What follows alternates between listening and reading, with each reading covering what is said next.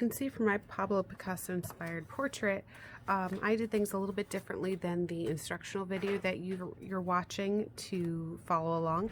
I did not put pieces of cardboard in between each spot because the cardboard I chose to use was so thick that it naturally leaves a raised up look to the entire piece without needing any extra help.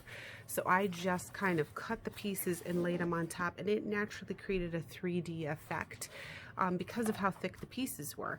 I did use a much thinner piece of cardboard from a cereal box as my base though, a place to glue everything down. The other thing that's different that's not in the other instructional video is I used a glue stick, not liquid glue, because I wanted to show you that you can use glue stick if you don't have liquid glue.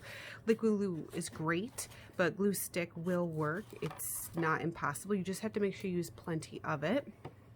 I also used Sharpie to draw my shapes before I cut them out, but if you're too concerned about making mistakes, you can always do it in pencil instead of Sharpie. For most of this, I'm going to be painting or coloring on top of it anyway, so if the Sharpie shows and it's somewhere I didn't want it to be, it's not a big deal. Next, other thing is if you find that cutting this kind of cardboard is really too tough for you, because it is kind of hard. If you noticed when you saw the fast action of me doing this, sometimes I didn't cut out the whole shape in one shot. Sometimes I started cutting and it got too difficult for me to keep going, so I just snipped it off and then kept going. So a lot of times I snipped it into lots of little pieces because it was too hard to do in one shot. If it's really too hard to cut at all and you really can't cut the thick pieces and to give it this really cool 3D effect, then you can use cereal box cardboard. That is much easier to cut. The only thing is that it doesn't have this fun 3D pop-up effect. So if you see these little pieces that are stacked, look how thin and not thick it is. So if that is a way you go because it's easier to cut, I would still recommend finding an old cardboard box that no one cares about. Make sure you check that you can just cut into little chunks. This isn't too hard to cut. You're just cutting little strips like this. Cutting shapes, curvy shapes especially, are really hard to do with the thicker, but just cutting little chunks like this is not too hard. And then if you are using the thin cardboard, this is where you're going to want to follow what the video did and put these thick pieces in between. Glue a piece to one side and then glue it to the object, and that will create a nice sort of 3D effect, so things look raised up. So you'll get the same effect as this with the thin cardboard, which is much easier to cut, but because you're using thin cardboard, you do have to cut these little in-between pieces like the video is showing you how to do. So that's just something I wanted you to be aware of when you are piecing together your Picasso picture. Now, once it's completed, we want to add a little color to it because it is kind of, I mean, it's pretty cool like it is, but it would look a little bit better if it was colorful. You don't have to paint it like the video does. You can totally paint it. I definitely would paint it after it's assembled because paint tends to make paper curl up and not lay flat. So you want to make sure everything's been glued together and dried too. This has been sitting here for a while and all these pieces are pretty dried on. If I try to pick them off, they don't really move unless I rip them. So this would be the time that I would go in with some brushes and try to paint the different parts. If you have watercolor or tempera, great. If you don't and you want to use paint, you can make watercolor with your markers. You can also just use markers, just use crayons, just use oil pastels, whatever you want. So I'm going to finish adding some color to this, and then I'll come right back and you can see how it looks all finished.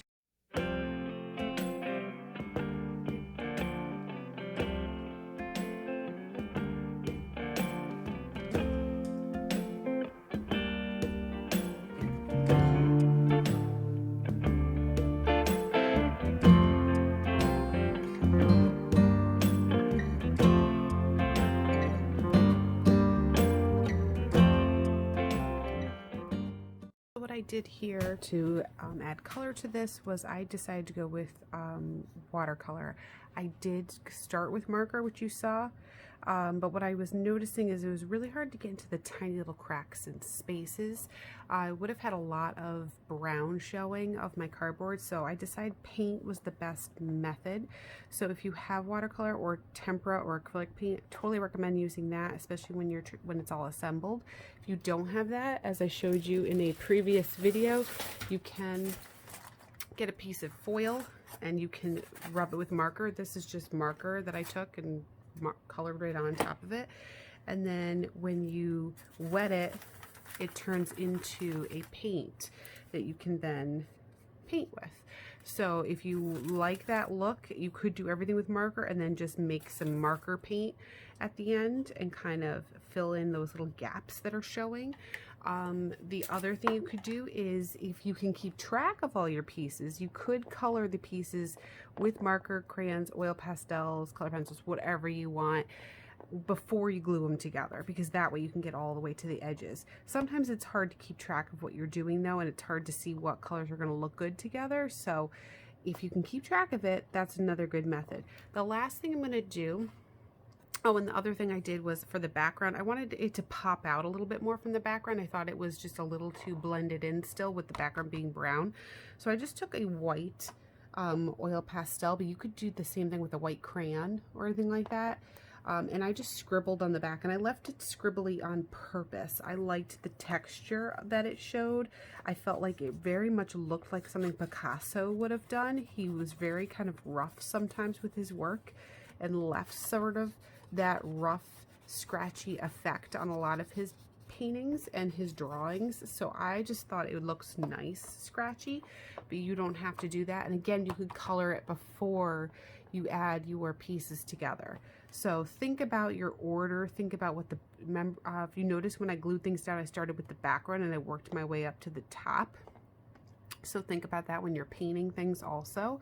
But the very last thing I'm going to do, just to make things really pop, I have some things outlined with black, but not everything is very well outlined. So I think I'm going to go back in with a black marker or a black Sharpie or paint, or you could do oil pastel or crayon, whatever. And I think I'm going to finish outlining everything after it's all dried. So you'll notice it's a little bit wet and shiny still. If I put it in the light, you can see that. So after everything's dried, I'm going to go back in and do that, and that will be my finished piece.